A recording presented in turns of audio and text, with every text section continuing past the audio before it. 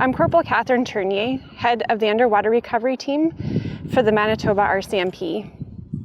The role of the Underwater Recovery Team, or URT, is to assist detachments, major crime services, and other units in locating items underwater that are related to an investigation. We recover evidence as well, not just bodies. However, it is the latter I'm here to speak with you about. I'm not speaking to evidence searches today.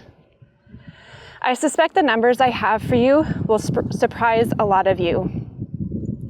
URT was called to 4 drownings already this year. There were 8 in 2023, 11 in 2022, and 10 in 2021 that URT specifically responded to. These numbers don't include the missing persons investigations we were called to and involved in. We have been called out 11 times so far in 2024 and have spent 342 hours on duty in relation to URT calls. Last year, it was 934 hours. When my team arrives on scene, it is not typically in a rescue capacity. We are coming to recover someone from the water. I'm here today for one reason, to ask you, the public, to put me out of a job recovering drowning victims. We often talk about life jackets and personal flotation devices, or PFDs, and those are absolutely essential to water safety.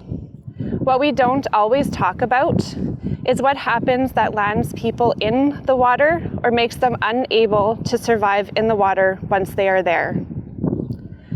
Let me start at the beginning. When URT gets the initial call, that is when the adrenaline pumps, but once we get on scene, we are methodical and precise in the work that we do. We need to determine the elements of the body of water we are attending.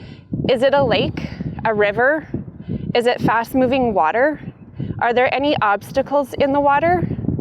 What equipment are we going to need to safely engage in this body of water?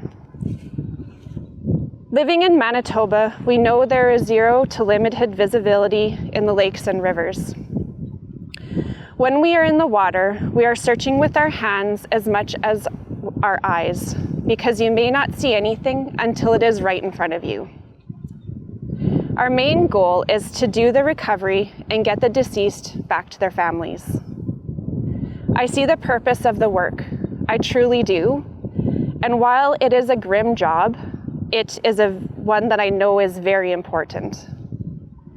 We are holding the event here in Lac de Bonny, as there have been several drownings here in recent years, including one already this year. And this area has lots of swift water and rapids, beautiful but deadly natural elements.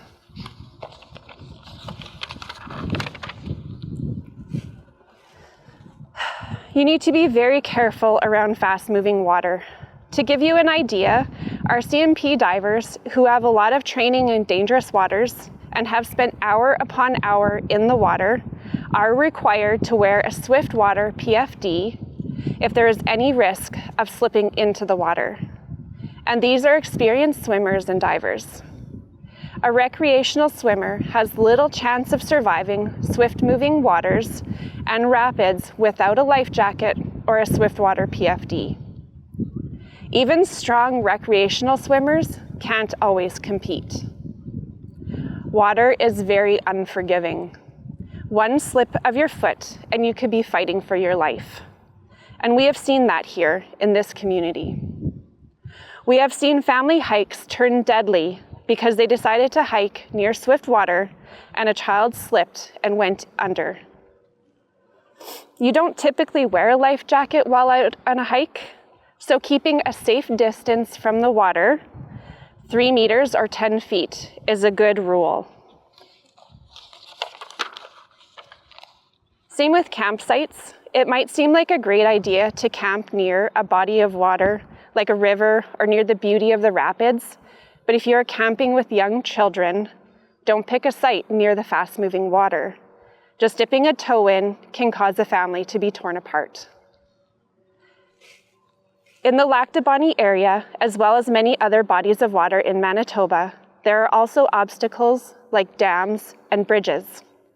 When it comes to a dam, the water goes in through an intake where it creates powerful currents and turbulence, which can pull swimmers underwater or into the dam. On the other side of the dam, swift water is coming out, creating strong currents, and as I said before, even strong recreational swimmers can't usually compete with a strong current. Even decommissioned dams or bridge structures can be dangerous due to hazards that accumulate by these structures, such as shopping carts thrown in the water, bicycles, fishing line, and downed trees that rest against the pillars. All of these can trap a swimmer and cause them to drown. And then my team is called. We have instances where parents look away from their children for an instant at the beach. As short a time as turning to put your camera down, and tragedy has struck. Please don't plan on relaxing and reading a book if you take your children to the beach. You need to be vigilant and aware of where your children are at all times, and they should be wearing a life jacket if they're going in the water at all. On boats, most people do put their children in life jackets, so why aren't the adults wearing them? What happens if you go overboard and then go under? Your life is lost, and your child is now on the boat by themselves, hoping that someone will come and find them. Everyone, and I mean absolutely everyone, should be wearing a life jacket or a PFD while on a boat. I wish there were words to describe what the reality is for my team when we do a body recovery.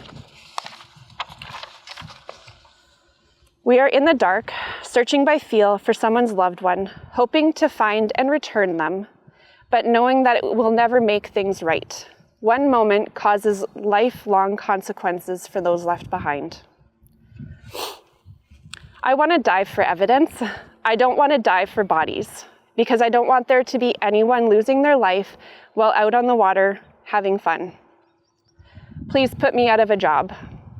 Think about where you are swimming, what the risks are, how to protect the children in your care, and ultimately how to stay safe while in or on water.